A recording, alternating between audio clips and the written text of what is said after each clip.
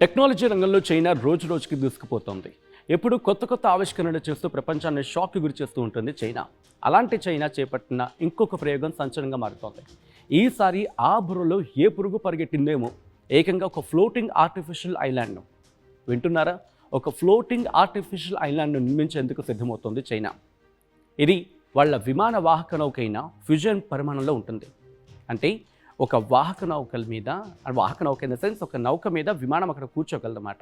అంటే ల్యాండింగ్ అవుతుంది, take off అవుతుంది, అంత స్పేషియస్గా ఉంటుంది. సో ఆ పరిమాణంలో ఉంటుంది ఈ ఫ్లోటింగ్ ఆర్టిఫిషియల్ ఐలాండ్. దీని బరువు ఏకంగా 78,000 టన్నులు. సముద్రంలో ఇది ముందుకు వెళ్ళగలదు, పక్కకు వెళ్ళగలదు, అంటే ఎటువైపు కాస్త అటువైపు కదులుతూ ముందుకు వెళ్ళగల సామర్థ్యం దీనికి ఉంది. ఇక్కడ ఇంకొక ఇంట్రెస్టింగ్ విషయం ఏంటంటే ఈ ఫ్లోటింగ్ ఐలాండ్ను ఏకంగా అణుదాడి నుంచి కూడా తట్టుకునేలా రూపొందిస్తోంది చైనా. ఇందుకోసం స్పెషల్గా మెటీరియల్ శాండ్విచ్ ప్యానెల్స్ని ఉపయోగించడం జరుగుతోంది. దీనిలో మొత్తం 238 మంది సిబ్బంది ఉంటారు. బయట నుంచి ఎటువంటి సరఫరా లేకుండా, అంటే ఎటువంటి కమ్యూనికేషన్స్ లేకపోయినా, ఎటువంటి వాళ్ళకి ఏవి లేకపోయినా, అఫ్కోర్స్ కాస్త కమ్యూనికేషన్ ఉంటుంది, ఎటువంటి సరఫరా లేకుండా కూడా వీళ్ళు ఏకంగా 4 నెలల పాటు బ్రతికేయచ్చు. అంటే వీళ్ళకి కావాల్సిన బియ్యం, పప్పులు, ఉప్పులు అన్ని దాంట్లో ఉంటాయన్నమాట.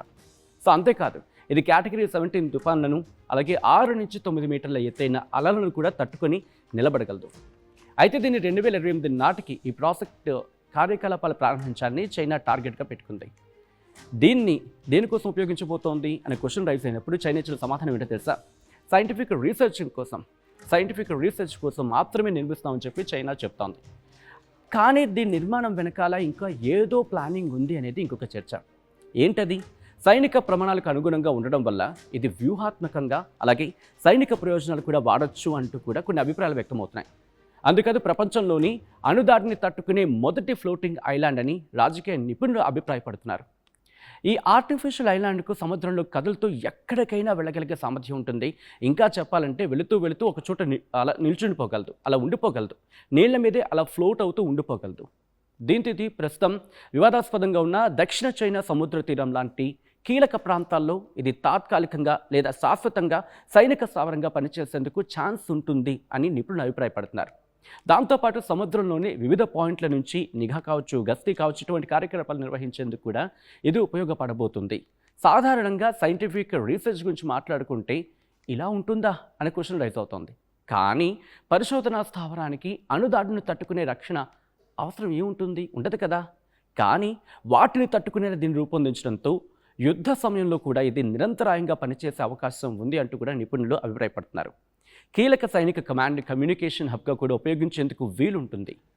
తీవ్రమైన ఉద్రిక్తల సమయంలో ఒకవేళ టెన్షన్ పీక్స్కి చేరుకున్నాయనుకున్నాం, అటువంటి సందర్భంలో ఈ ఐలాండ్ కీలక కార్యకలాపాలు కొనసాగించే అటువంటి కార్యకలాపాలకు కీలక స్థావరంగా మారే అవకాశం ఉంటుందని చెప్పి అభిప్రాయపడుతున్నారు నిపుణులు.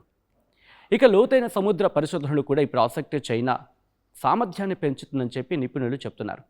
ఇది చైనాకు సముద్ర ఖనిజాలు, జీవ వైవిధ్యం, ఇతర వ్యూహాత్మక వనరులపై నియంత్రణ పెంచడంలో దోహదపడుతుందని చెప్పి వాళ్ళు అంటున్నారు. అంతేకాదు, యుద్ధ నౌకలకు, సబ్మెరైన్లకు, డీప్ సీ డ్రోన్లకు ఇంధనం నింపేందుకు, మరమ్మతులు చేసేందుకు, అలాగే కాస్త రెస్ట్ తీసుకోవడానికి కూడా ఇది ఒక కీలక ప్లాట్ఫామ్గా పనిచేయబోతుంది అంటూ కూడా వాళ్ళు తమ అభిప్రాయాన్ని వ్యక్తం చేస్తున్నారు.